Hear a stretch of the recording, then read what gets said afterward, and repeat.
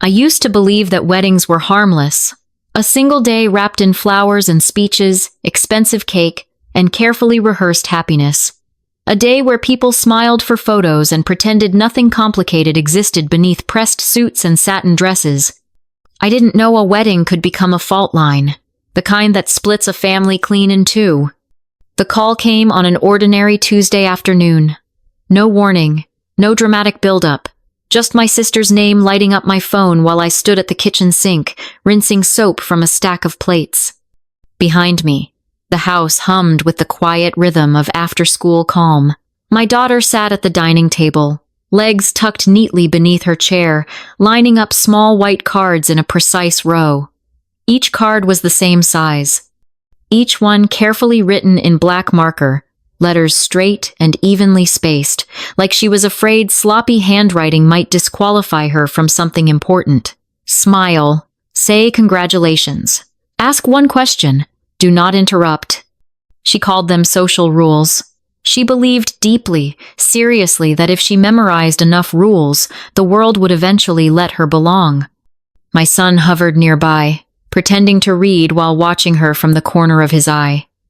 He always did that. Never obvious, never loud, just present, like a quiet shield. I dried my hands and answered the phone. My sister's voice was bright. Too bright. The kind of cheer people use when they've already decided something and just need you to accept it quietly. "Hey," she said. "Quick update on the wedding." My stomach tightened before she even finished the sentence. There are two kinds of quick updates, the harmless kind, and the kind that breaks something you won't be able to fix. "We finalized the guest list," she continued. Everything's set. I waited.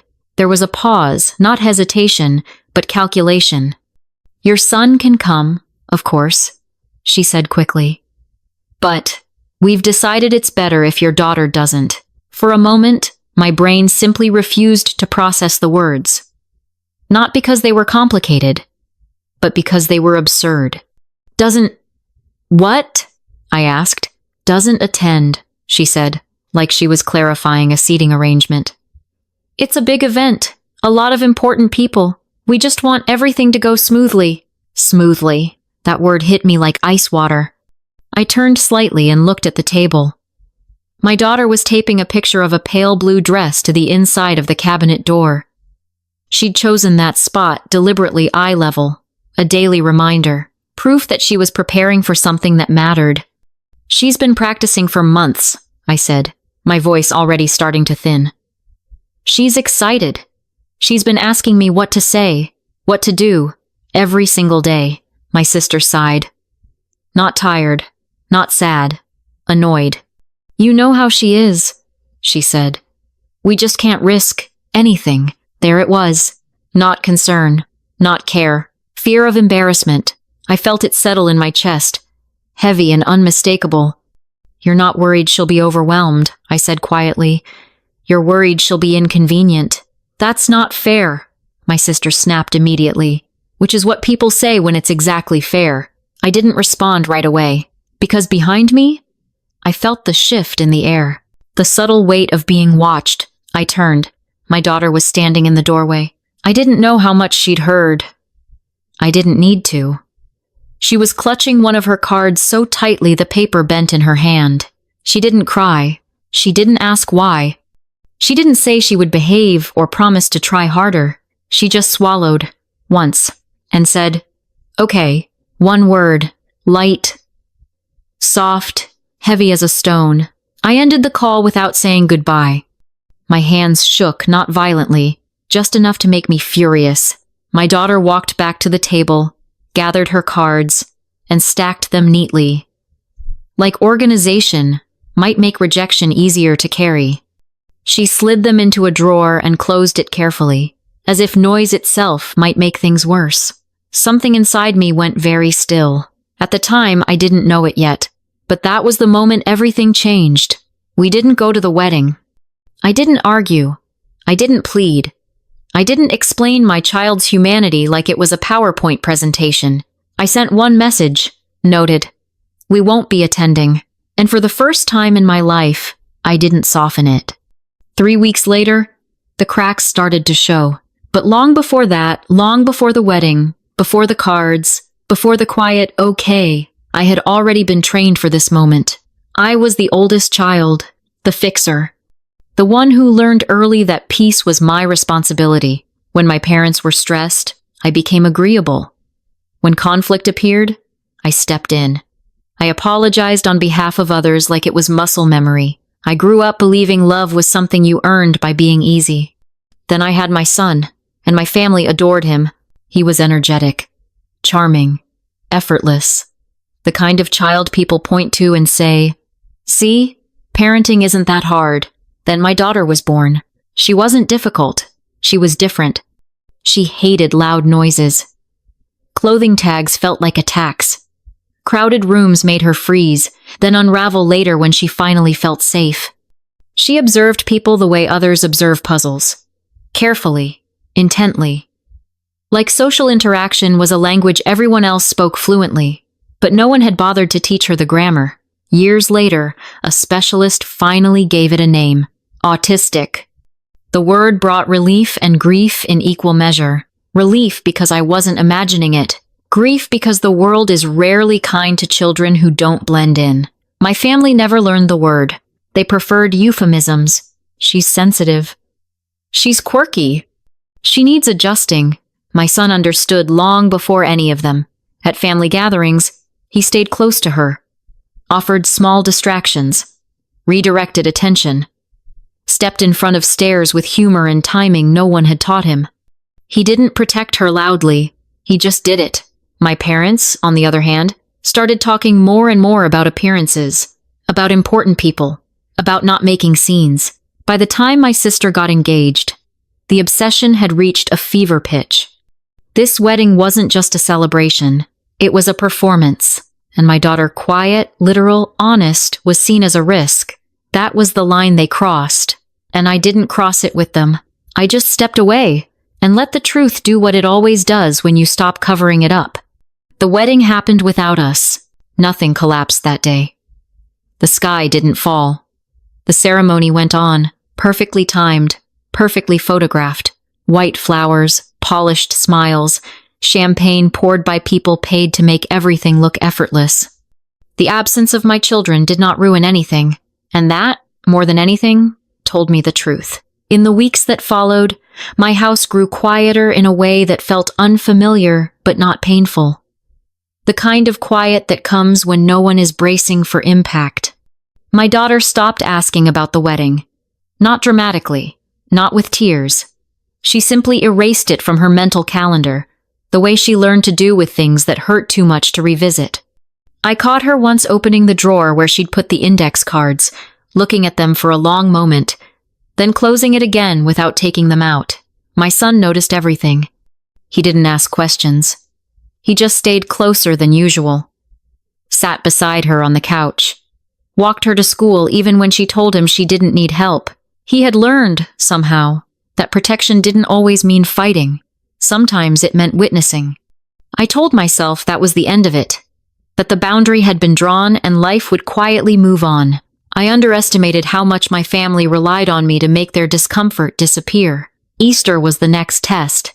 For as long as anyone could remember, I hosted it.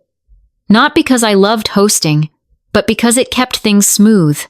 Neutral ground, controlled environment. I cooked, I coordinated, I absorbed the tension so no one else had to.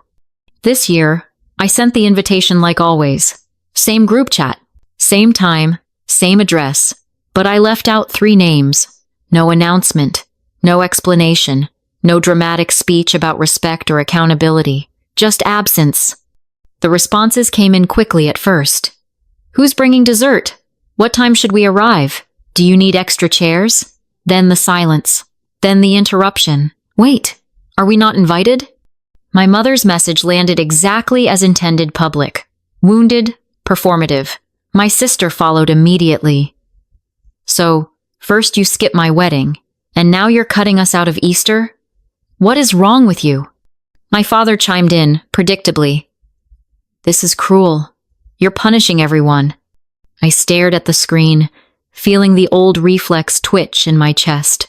The urge to explain, to soften, to make it sound less harsh so they could hear it without feeling accused. Then I looked up. My daughter was at the table, coloring carefully inside the lines, pretending not to listen. Her shoulders weren't tight like they usually were when adults raised their voices. She looked calm, like she wasn't preparing to perform. That was the moment I understood what silence had cost her before. I typed one message. I didn't attend the wedding because you excluded my daughter for being autistic and said you didn't want to risk embarrassment. So no, you're not invited to Easter. We're done. I didn't add a heart. I didn't soften the language. I didn't apologize. I sent it. The group chat froze. No immediate replies. No angry typing bubbles. Just the digital equivalent of a room full of people reading something they couldn't unsee. A few minutes later, my phone rang. An unfamiliar number. I let it ring once. Twice. Then the name appeared. My sister's husband. I answered. Hello. There was a pause on the other end. Careful breathing. Like someone standing on glass. I'm sorry to call, he said. I saw what you wrote. Another pause. Is it true? I closed my eyes. Yes. She's 9, right? Yes. He didn't argue. He didn't defend anyone. He just went quiet. I didn't know, he said finally. Thank you for telling me. Then he hung up. The next morning, the knocking started. Not a polite knock. Not a tentative one. Pounding. My son appeared in the hallway instantly, alert like he'd been waiting for it. My daughter stood behind him, fingers twisted in the hem of her shirt. I opened the door. My sister stood there, eyes red, body vibrating with rage. She didn't look at my children. She didn't say hello. What did you tell him? She demanded. Nothing that wasn't true, I said. Her laugh was sharp and ugly. Of course you did. Of course you couldn't wait. He called me, I said evenly. He asked. I answered, her face twisted. He left. I didn't react. He said he needed space, she continued, voice cracking on the last word. He wouldn't even stay the night. That was when she finally noticed my children, and instead of lowering her voice, she raised it. They should hear this, she said, gesturing toward my daughter. They should see what you've done. Something in me went cold. Leave, I said. She stepped closer, finger jabbing toward my chest. You humiliated me. You made me look like a monster. You did that yourself, I said. She grabbed my arm. My son moved without thinking. Don't touch my mom. My sister snapped her head toward my daughter then, eyes sharp, furious. This is exactly why... She stopped herself too late. I saw my daughter's face change. The shutdown. The retreat. The moment her brain decided the safest option was disappearance. That was it. Get out, I said, my voice flat and final. She screamed something as she backed away. Accusations. Blame. Words meant to wound. I closed the door. Locked it. Easter happened anyway. Not out of spite. Out of refusal. I refused to let another day be stolen from my children. We hid eggs in the yard. We ate food without commentary. My daughter chose where she wanted to sit. No one corrected her tone. No one flinched at her honesty. For one day, the house felt like it could breathe. I thought that might be the end. I was wrong. A few days later, my parents came. Not pounding this time. Knocking. Soft, polite. Smiling the way people do when they want something. My mother held a container of food, like a peace offering. My father stood slightly behind her, hands in his pockets, trying to look harmless. We hate how things have been, my mother said. This has gotten out of hand. I waited. There's concern, she continued carefully, about the business partnership. There it was. Not my daughter. Not the harm. The fallout. They want to talk, my father added. Clear the air. My mother leaned in. We're hosting a family dinner. Everyone will be there. I felt my stomach tighten. And the kids? I asked. Yes, she said quickly. Of course. We'll make accommodations. Quiet space. Safe foods. Whatever she needs. It sounded rehearsed. I didn't agree at the door. I said, I'll think about it. After they left, I sat at the table with my children. My son didn't hesitate. It's a trap.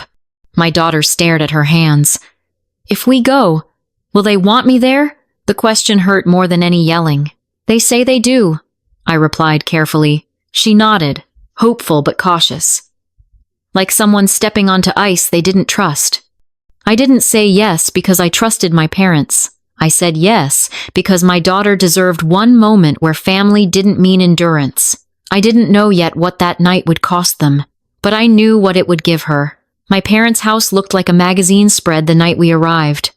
Too clean, too bright, too intentional. The kind of house that doesn't feel lived in, only presented. Fresh flowers on the table, candles already lit, soft music playing at a volume chosen to suggest calm rather than invite it. My mother opened the door with a smile that didn't reach her eyes.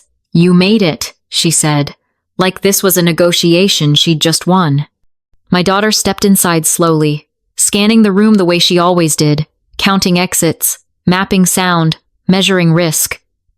My son stayed close to her shoulder, not touching, just there. Everyone was already seated. My sister sat upright, perfectly composed, wearing the glow of someone who believed they were still the center of the story. Her husband stood near the window, quiet, jaw tight, hands clasped like he was holding himself together, and at the head of the table sat his parents. They didn't look like villains. They rarely do. They looked calm, observant, the kind of people everyone else instinctively deferred to without knowing why. My mother moved quickly, almost eagerly. Let me show you the quiet room, she announced, loud enough for everyone to hear. We set it up specially. She said it the way people say handicap access as proof of virtue, not understanding. My daughter nodded, polite, silent. Dinner began. At first, it almost worked. There was small talk, safe topics, controlled laughter, the kind of conversation that exists to avoid truth, not share it. My daughter ate carefully, sticking to familiar foods. No one commented. My son talked just enough to fill silence when it threatened to stretch too long. I could feel it, though. The tension wasn't gone. It was waiting. Then my mother stood. She lifted her glass, smiling, eyes shining with what she probably believed was grace. I just want to say how glad I am that we're all together, she began. Family is so important, and there's been misunderstandings. I felt my spine straighten. We all want what's best, she continued. People don't always understand autism. It can be difficult. Sometimes things are said that aren't meant the wrong way, but people can be offended. We just didn't want that to happen at the wedding. She paused, clearly expecting agreement. But of course, she added quickly, this doesn't mean we don't love her. We love her in our own way. I watched my daughter's shoulders curl inward. Her eyes dropped to her plate, like she was trying to shrink in real time. That was when my sister's father-in-law leaned forward. He didn't raise his voice. He didn't smile. He asked one question, calmly, clearly. Do you believe your granddaughter is lesser because she's autistic? The room froze. My mother's smile stayed on her face half a second too long before cracking. No, of course not, she laughed weakly. That's not what I meant at all. It's an important distinction, he said evenly. Because what I just heard was justification. Silence swallowed the table. My sister stared at her hands. Her husband didn't look at anyone. Then the man at the head of the table spoke again. I'm autistic, he said. No build-up. No apology. Just fact. My daughter's head lifted slowly. I learned early how to blend, he continued. How to mask. How to make myself palatable. It made me successful. It also nearly erased me. He turned slightly toward my daughter, his voice softening but not weakening. You don't owe anyone comfort, he told her. You don't have to disappear to be acceptable. She stared at him, eyes wide, like she was seeing a version of the future she didn't know was possible. Then he leaned back, expression neutral once more. As for the partnership, he said, looking directly at my parents. It's over. My mother's face drained of color. Please, she whispered. We can fix this. He stood. No, he said. You can't. He left. His wife followed. My sister's husband hesitated just for a moment, then picked up his coat and went after them. The door closed. The silence that remained was heavy, suffocating. My parents sat frozen, staring at the empty space like it might reverse itself if they waited long enough. My daughter didn't look down this time. I reached for her hand. My son was already there. We stood. I didn't say goodbye. We walked out. No one stopped us. 6 months later, our house is quiet in the best way. No group chats. No forced gatherings. No emotional ambushes disguised as concern. My son laughs more, like he's not on duty anymore. My daughter doesn't ask if she's doing something wrong. She still loves rules, still prefers honesty, still notices everything. But she no longer waits for permission to exist. The fallout came in pieces. My sister's marriage didn't survive the truth. The business partnership ended cleanly. Final. My parents lost more than contracts. They lost control of the story. They tell anyone who will listen that I destroyed the family. I didn't. I just stopped protecting a lie. And in doing so, I gave my children something I never had. A home where love doesn't require performance. People imagine that setting boundaries feels powerful. They picture a clean moment, a sharp decision, relief. What they don't tell you is that boundaries are loud only once. After that, they are quiet. And quiet is where doubt lives. In the weeks after we walked away, nothing dramatic happened. No screaming phone calls, no sudden apologies, no cinematic reconciliation. Instead, there was a slow, persistent pressure, the kind that doesn't attack you head on, but seeps in through every crack. It came from extended family first. Cousins who didn't want to get involved. Aunts who said things like, "I understand both sides." Relatives who hadn't been present for any of it, but still felt entitled to an opinion. They reached out with carefully neutral language. Families are complicated. No one's perfect. Life is too short to hold grudges. None of them asked about my daughter. None of them asked what it felt like to watch a 9-year-old practice how to exist so she wouldn't be rejected. They asked me to be reasonable, which was just another way of asking me to be quiet again. Then came the second wave. Friends, well-meaning, loving friends who couldn't understand why I wasn't trying harder to repair things. Don't you think this will hurt your kids in the long run?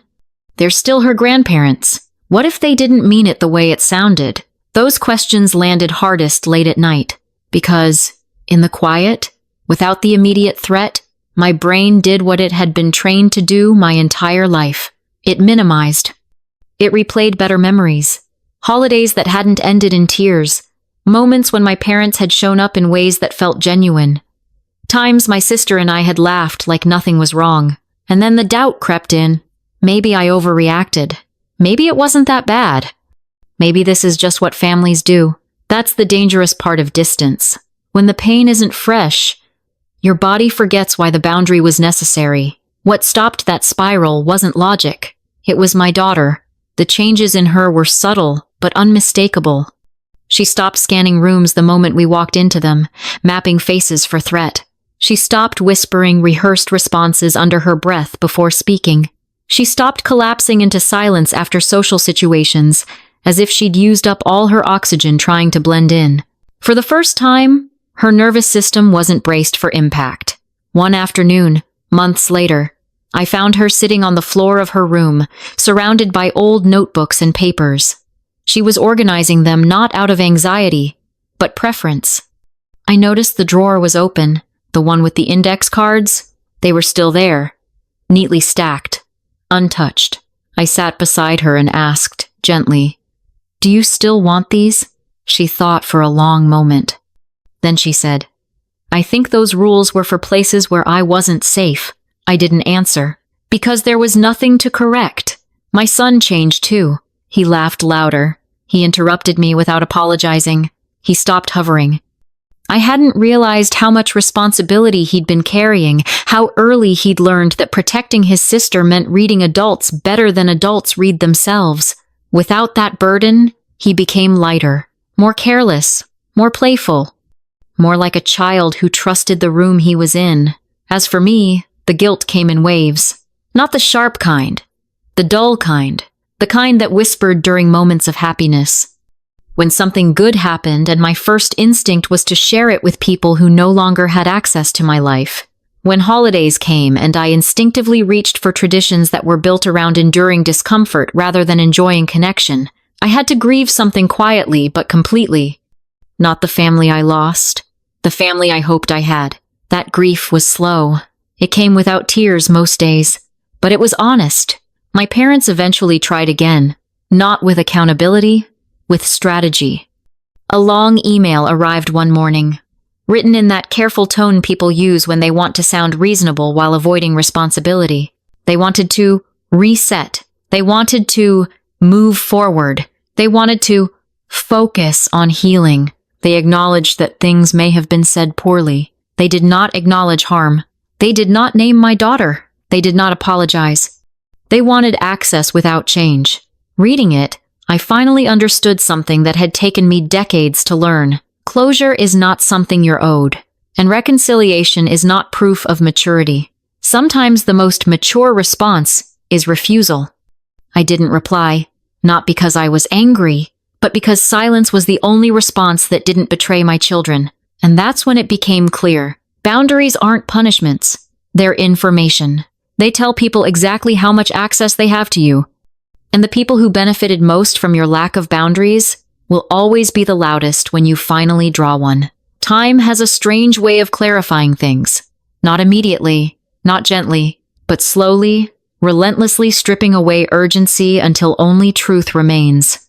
6 months passed, then 7, then a year. By that point, the chaos had settled into something quieter and more permanent. My parents lost more than they ever admitted publicly. The business partnership ended first. No drawn-out arguments, no attempts to salvage it, just a clean severing, the kind that happens when trust collapses all at once. Other contracts followed. Calls stopped being returned. Meetings were postponed indefinitely. "We'll circle back," became silence. The small business they once spoke about with pride, the one they used as justification for every compromise, every dismissal of my concerns, slowly unraveled.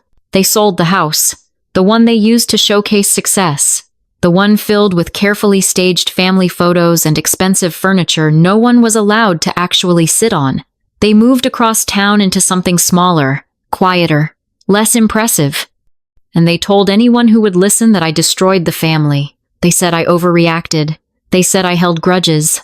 They said I chose drama over unity. What they never said, not once, was my daughter's name. Because acknowledging her meant acknowledging what they did.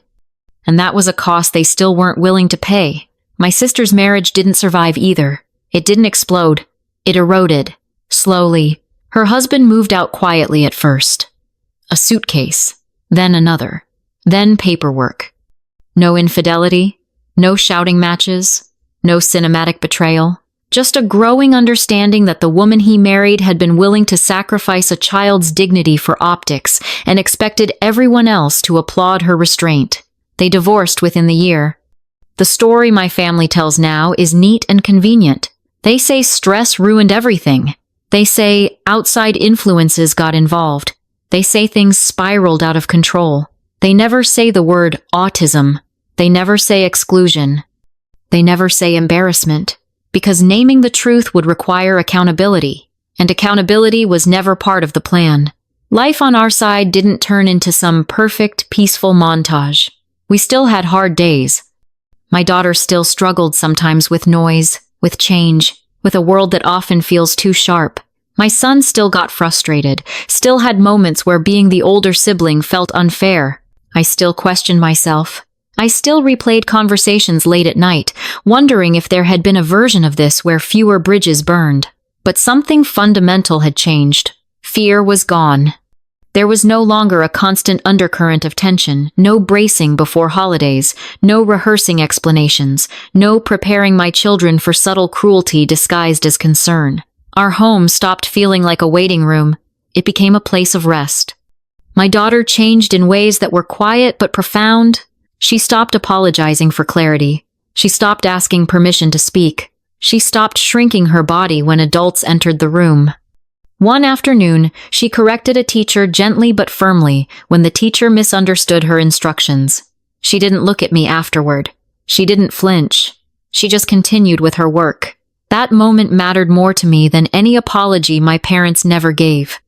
My son, no longer the silent guard, became lighter. He laughed louder. He interrupted conversations without fear. He stopped positioning himself between his sister and the world.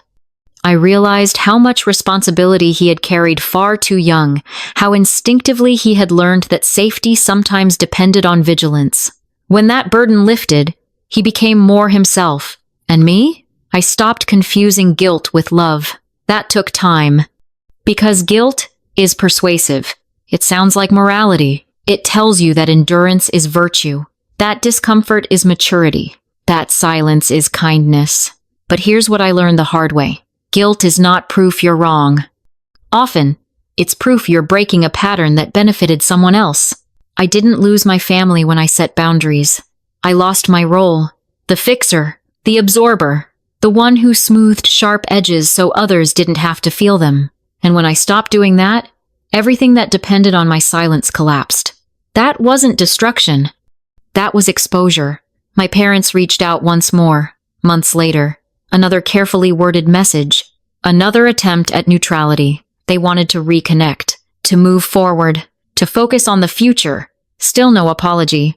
Still no acknowledgement of harm. Still no recognition of my daughter as anything other than collateral damage. I didn't respond. Not out of anger, out of clarity. Because reconciliation without accountability is just permission for repetition. And I was done teaching my children that love means tolerating harm.